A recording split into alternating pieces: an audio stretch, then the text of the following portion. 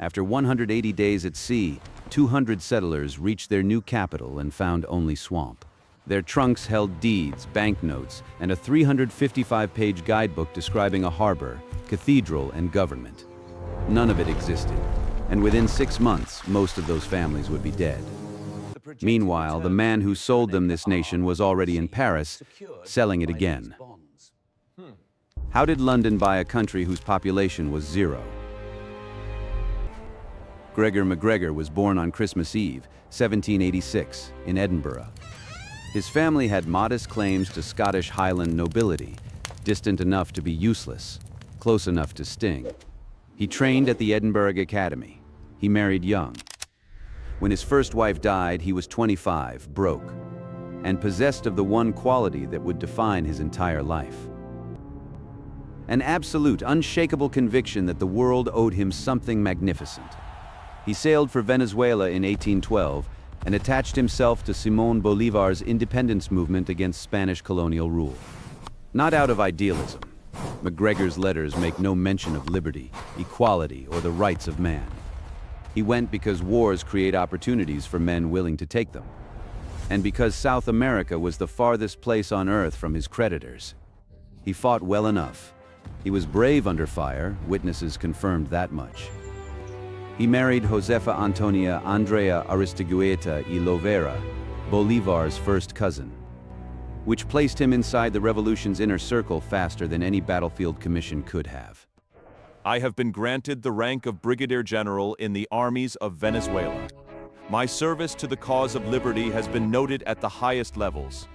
The rank was real, but MacGregor's ambitions had always outstripped his abilities by a considerable margin. He attempted to capture Amelia Island off the coast of Florida in 1817. He took it, held it briefly, and then abandoned it when American forces approached. His military record was developing an impressive theme: arrive, announce victory, retreat. He launched an assault on Portobello in Panama in 1819. The result was predictable: another retreat, another chapter of recrimination, and another long letter to Bolívar explaining how his subordinates had failed him. By 1820, the independence wars were grinding to their conclusion, and MacGregor's military career had produced one undeniable result: a real title, a real wife from a powerful family, and absolutely no money. He needed something bigger. He needed an exploit that would bypass the battlefield entirely and attack the most vulnerable system on Earth: the financial markets of London. In April 1820, MacGregor traveled to the Mosquito Coast of Central America. There he met King George Frederick Augustus, ruler of the Mosquito Kingdom, a small indigenous nation along the coast of present-day Honduras and Nicaragua. "This land is yours, General MacGregor. You may settle it, develop it, and govern it as you see fit." The king granted MacGregor a concession along the Black River, 8 million acres of undeveloped territory. The grant was real, the land was real. What MacGregor would make of it was not. He left the Mosquito Coast with a piece of paper. The next time anyone saw that piece of paper, it would be worth 250 lives. MacGregor arrived in London in late 1820 and rented offices on Dowgate Hill in the heart of the city's financial district. He hired clerks, he commissioned stationery, he hung maps. He dressed in a military uniform with medals that may or may not have been legitimately earned. And then he did something that no one had ever attempted at this scale before. He didn't forge a document. He didn't break into a vault. He didn't threaten or bribe a single official. He invented a country: the Republic of Poyais, a sovereign nation in Central America. Population, thriving. Government, constitutional monarchy under the cacique. A title MacGregor had invented for himself, borrowing from indigenous South American leadership traditions. Capital city, St. Joseph. Currency, the Poyaisian dollar. Civil service, fully staffed. Army, established. Bank, operational. None of it existed. Poyais is the jewel of the Americas. Its soil is unmatched. Its rivers carry gold. Any man of industry and good character may make his fortune there within a year. MacGregor's genius, and it was genius, however grotesque, lay in understanding that a lie doesn't need to be believable. It needs to be documented, A spoken lie can be questioned. A printed lie becomes evidence. He commissioned a 355-page guidebook. The full title, Sketch of the Mosquito Shore, including the territory of Poyais. He attributed it to Captain Thomas Strangeways, a name that almost certainly did not belong to a real person. The guidebook opens. Camera flies into the engraved illustration of St. Joseph. The fictional city builds itself in 3 dimensions. Buildings rise from foundations. A harbor fills with ships. People walk cobblestone streets. A cathedral bell rings. Then the image shatters like glass behind it. Nothing but jungle, swamp, and insects. The guidebook described fertile farmland so rich it produced 3 harvests annually. Rivers carrying gold-bearing sand. Indigenous peoples eager for European trade. A deep water harbor. A cathedral. A bank. A theater. Roads, bridges, fortifications. Everything a European investor of the 1820s wanted to hear about a South American colony. All of it fabricated with a level of detail that bordered on pathological. MacGregor printed Poyasian currency, $1 bills, $5 bills. Each note bore a national crest, serial numbers, and the signature of the cazique of Poyais. Surviving examples are in the British Museum. They are beautifully produced. Indistinguishable from the currency of any legitimate nation of the era. He created a national flag. He wrote a constitution. He established a coat of arms. Every artifact and institution you would expect from a sovereign nation. Fabricated from nothing, produced from whole cloth, and presented to the London financial establishment with the calm confidence of a man who understood the system's greatest vulnerability, its own desire to believe. Then came the masterstroke. MacGregor issued £200,000 in Poyasian government bonds at 6% annual interest. He marketed them through the City of London's financial establishment. The bonds appeared on the same exchange that traded sovereign debt from France, Spain, Brazil, and the United States. In the South American fever of the early 1820s, when British investors were pouring money into newly independent Latin American nations, nobody questioned one more new country offering generous returns. Bond certificates assembled like products in a factory. Wax seals stamped, fresh ink signatures applied, red ribbons tied, certificates stacked. MacGregor's office rendered as a factory of fraud, each station adding another layer of legitimacy to a product built on nothing. The bonds appear perfectly sound. The interest rate is generous, but not unreasonable for a developing territory. Sir John Perring, Lord Mayor of London, respected banker, pillar of the city establishment. He did not personally endorse the bonds. But men like Perring created the atmosphere in which the bonds could thrive. The financial system of the 1820s operated on reputation, on introductions.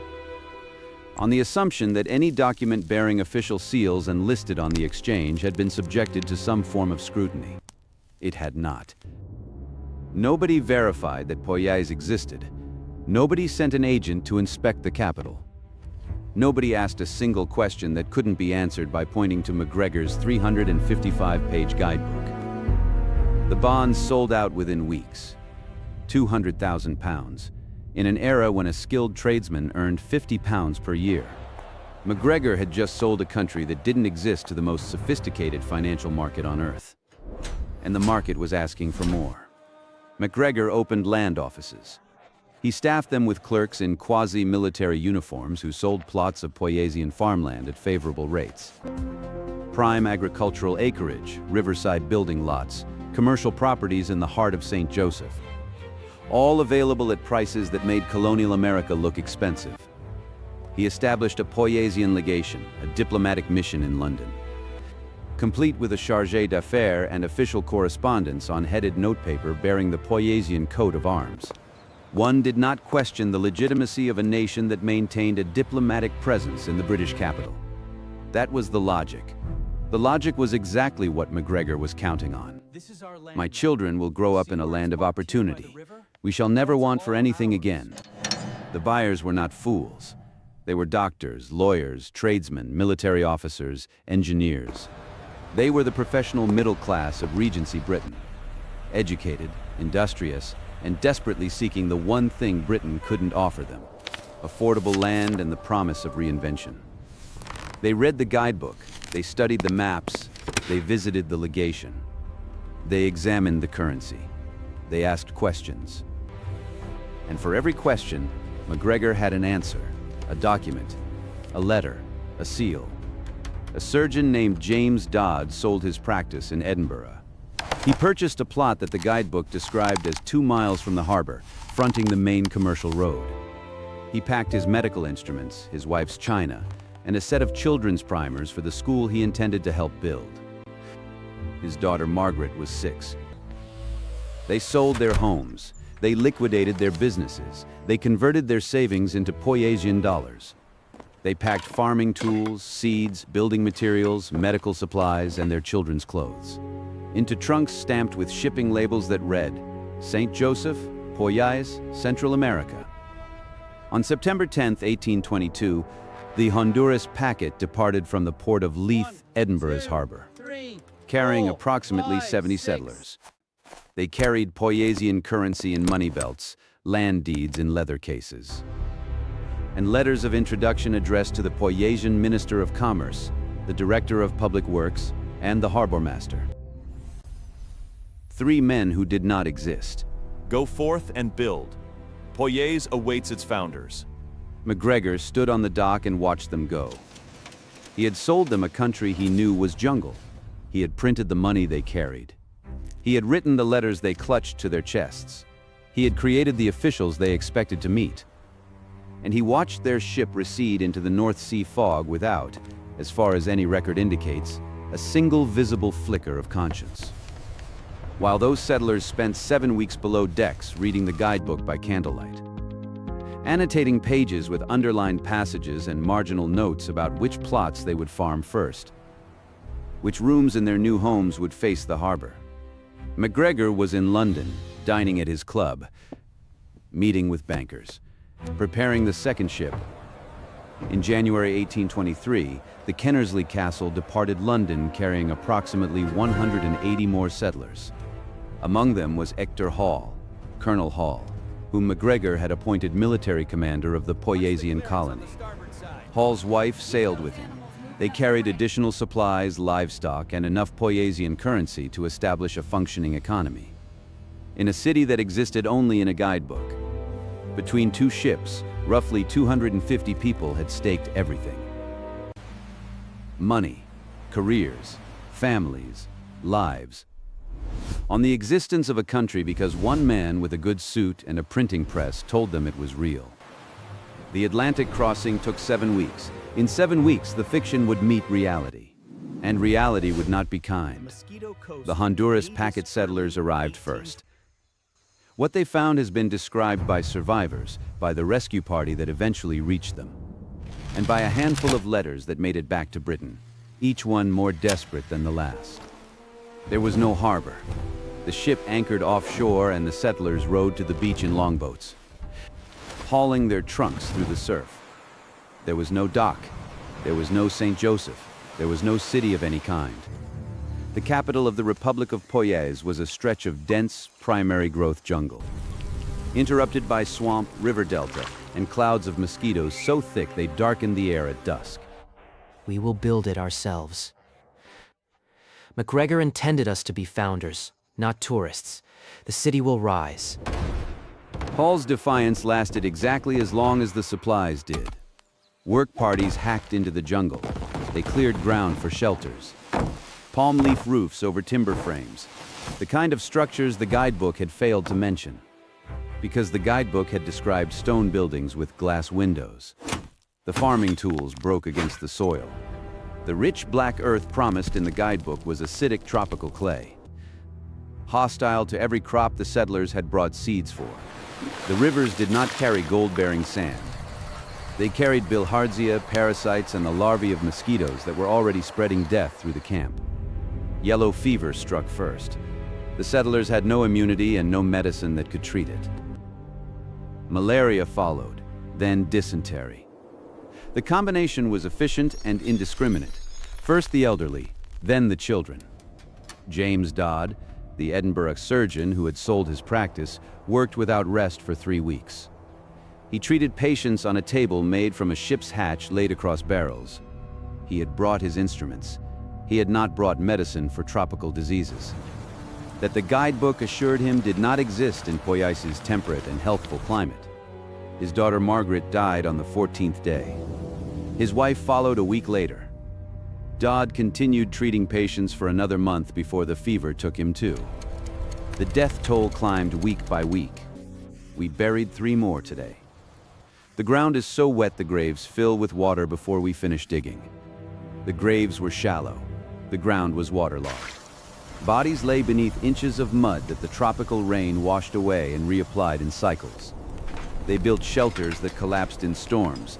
They rationed food until the rations ran out. And then they ate whatever the jungle offered, which was remarkably little that would not poison them. Hector Hall kept order for as long as he could. He organized watches, distributed the dwindling supplies fairly, and maintained the fiction that rescue was coming. But there was no one to rescue them. The Poyaisian government MacGregor had described, the ministers, the militia, the colonial administration, was a figment of one man's imagination. There was no system to call for help, and the nearest British settlement in Belize did not know they existed. By the time a group of survivors managed to make contact with the British settlement in Belize City, through a combination of a repurposed fishing boat and sheer desperation, the Mosquito Coast settlement had been dying for months. Major William John Richardson, the British superintendent in Belize, dispatched a rescue vessel. He would later write that the survivors he encountered were in a condition beyond anything he had witnessed in his career. I have never seen people in such a state. They were deceived in every particular. The country they were promised does not exist. Of the roughly 250 settlers who crossed the Atlantic, over 180 died on the Mosquito Coast. The survivors were evacuated to Belize with nothing. Their money worthless, their deeds meaningless, their property abandoned, their families destroyed. Some eventually returned to Britain. Many were too impoverished to afford the passage. Those who made it back found that the man who had sent them to die was not hiding. He was not in prison. He was not fleeing justice. He was in Paris, selling the same country to new investors. Poyais disaster. MacGregor had left London before the first reports from the Mosquito Coast reached the British press. His timing, like everything else about the Poyais scheme, was impeccable. By the time the dead were being counted in Central America, MacGregor was installed in a Parisian salon drinking champagne with French investors and presenting a new issue of Poyaisian government bonds. The same guidebook, the same currency, the same maps and land grants and letters of introduction. The same impossible promises about the same non-existent country. The only thing that had changed was the language on the bond certificates. France has always been more sophisticated in matters of investment. The opportunities in Poyais are suited to the French temperament, refined, patient, visionary. He had learned something fundamental about systems. The financial markets of early 19th century Europe operated on trust, reputation, and paperwork in that order. If you had the right introduction, the right address, the right uniform, and enough printed material, the system would not check your claims. It didn't want to. Checking claims was expensive. Printing bonds was profitable. The system preferred to believe. But this time, someone checked. French authorities arrested MacGregor in December 1825 and charged him with fraud. The evidence was overwhelming. Hundreds dead, survivors testifying. The guidebook provably false, the bonds demonstrably worthless. This should have been the simplest prosecution in the history of French jurisprudence. It was not. MacGregor's defense was brilliant in its cynicism. His lawyers argued that the bonds had been sold through legitimate financial channels. Banks had profited from their sale. Government officials had stamped them. Diplomatic protocol had treated MacGregor as a legitimate head of state. The City of London had listed Poyaisian bonds on the same exchange as French sovereign debt. My client did not defraud anyone. He sold bonds that were listed on reputable exchanges, validated by reputable banks, and recognized by reputable governments. If Poyais is a fraud, then the entire financial system that endorsed it is guilty. To convict MacGregor was to admit that the financial system had failed on every level. that the regulatory apparatus of two sovereign nations had been defeated by one man with a printing press and a good suit. The system could not afford that admission. MacGregor was initially convicted. He appealed. The conviction was overturned. Two of his associates were convicted and sentenced to prison terms. MacGregor himself walked free. He returned to London. He attempted smaller versions of the Poyais scheme throughout the late 1820s and 1830s. Each time with diminishing returns, but each time escaping prosecution. Because the precedent had been set, the system that had enabled his fraud could not punish him for exploiting it. A man invented a country. Approximately 250 people sailed to it. Over 180 died. He was tried, convicted, and then freed on appeal. Because the financial system that had sold his bonds could not admit its own complicity. The only question left was the one that history would never satisfactorily answer. In 1839, Gregor MacGregor returned to Venezuela. The country that had given him his generalship, the country whose wars had provided his credentials, his title, his wife's family name, welcomed him home. The Venezuelan government awarded him a military pension for his service in the wars of independence. He lived comfortably in Caracas for 6 years.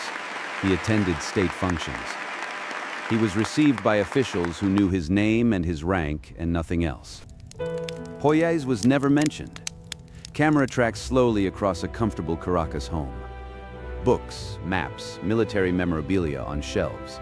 A red general's coat hangs in a wardrobe. On the desk, no guidebooks, no Poyaisian currency, no bond certificates. The evidence has been erased. Gregor MacGregor died on December 4, 1845. He was 58 years old. The Venezuelan government granted him a full state funeral with military honors. His coffin was draped in the Venezuelan flag. An honor guard accompanied his body through the streets of Caracas. He was interred in the Caracas Cathedral, an honor reserved for men of great national service. His grave monument lists his military titles, his rank as brigadier general, his service in the Venezuelan Wars of Independence. It is a tribute to a man who fought for liberty. It makes no mention of Poyais. No mention of a 355-page guidebook describing a country that did not exist. No mention of 200,000 pounds in fraudulent bonds. No mention of approximately 250 settlers who crossed the Atlantic carrying his currency, his land deeds, and his promises. No mention of the 180 who never came back. The Mosquito Coast settlement was reclaimed by the jungle within a year. The shelters collapsed, the graves sank into the waterlogged soil. The forest closed over the clearing as if no one had ever been there. Today, there is no physical trace of Poyais on Earth.